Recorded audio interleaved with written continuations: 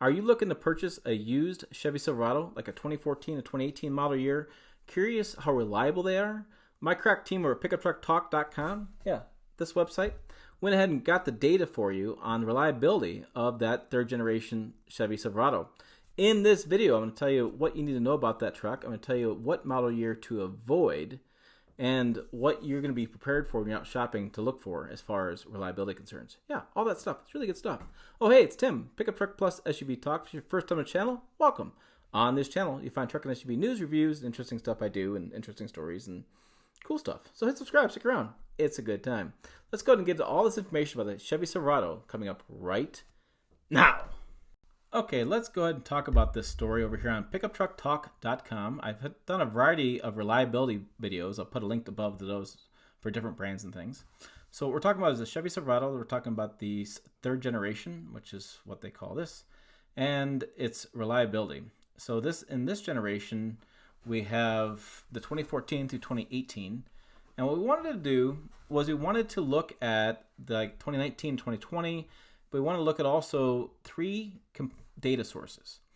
Carcomplaints.com, which is a website that NHTSA people have used, the National Highway Traffic Safety Administration, car owners have used, and a really good spot to find out recalls, TSBs, which are technical service bulletins, and find out complaints.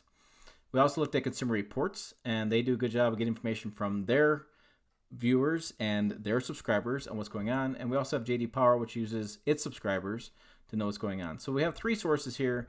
Some people don't like JD Power, some people don't like Consumer Reports, and we kind of just put them all together and gave you a full picture of what's going on. So this is taking all three sources into consideration.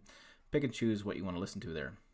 So looking at data from car complaints, you can see the biggest reliability issue for owners revolves around transmission on the 2017 model. And when we look at this on the Silverado, you can see, boom, look how big this chart is from carcomplaints.com. So this is looking at the different model years, and all of a sudden 2017 shoots right up. And so what they're talking about is surges and jerks as well as hard shifts among other complaints. Carcomplaints.com gives us a severity rating of pretty bad. The average cost to repair is $3,000 and usually pops around 10,650 miles. So something happened in 2017 with that transmission that caused a big issue. Now, JD Power reports the same thing. Transmission smoothness of the 2017 model was one of the top 3 problems experienced by owners with the first 90 days of ownership. Consumer Reports also points out to the transmission on the 2017 model as being a potential trouble spot. It's also worth noting Consumer Reports gave it the 2017 model an overall reliability of 1 out of 5.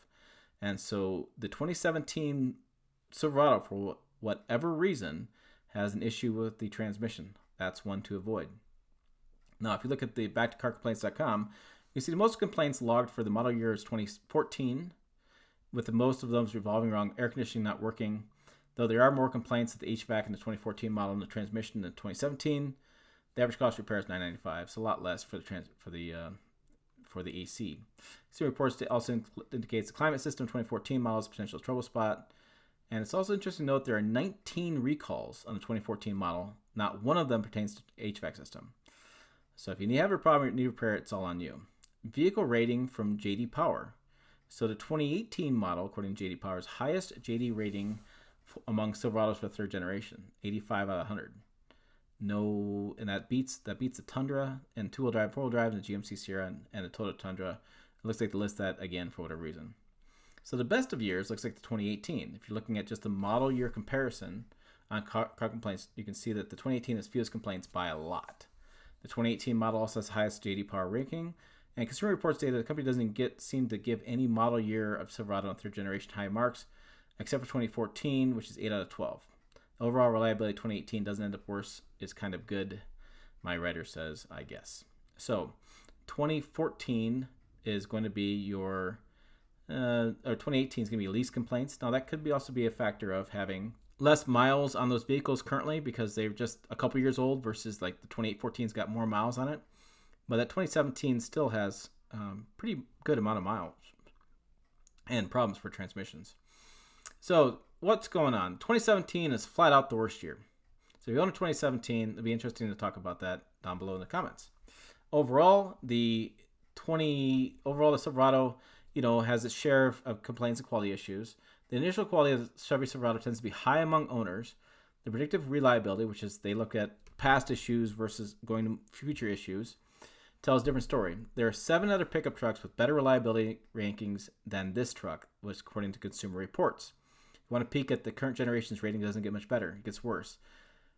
As of right now, the 2019 and 2020 models score a 1 out of 5 in an overall reliability, according to Consumer Reports. And so it's pretty interesting that the 2014 and 2017 models had such a problems, and the 2017 did the worst. And predictive reliability moving forward is not spelling good news for the Chevy Silverado, according to Consumer Reports data, and also talking about the car complaints. Looks like there's going to be maybe some more details coming out as far as what's happening with those newer models. When I scroll to the top, I look at here, I want to point this out. At Time Publishing's article, the 2019 Silverado has 5 recalls, and 2020 already has 4 recalls. Now, most vehicles do get recalled in the first couple of years. Recalls are more of a common occurrence than they used to be. So just keep that in mind. This is just data that we found at 3 different websites. We kind of put together into one thing to give you a good idea on the Chevy Silverado from those model years, and also maybe looking forward what you can expect when you're out there shopping. There you go. There's the details on the 2014 to 2018 Chevy Silverado. I'm curious to get your thoughts. I'm sure I have plenty of owners out there who have different stories of things that are broken or things that haven't broken on their trucks. So make sure you comment below. I love hearing about your stories and how well your truck's holding up. Also, make sure to check out this video over here. Really good stuff.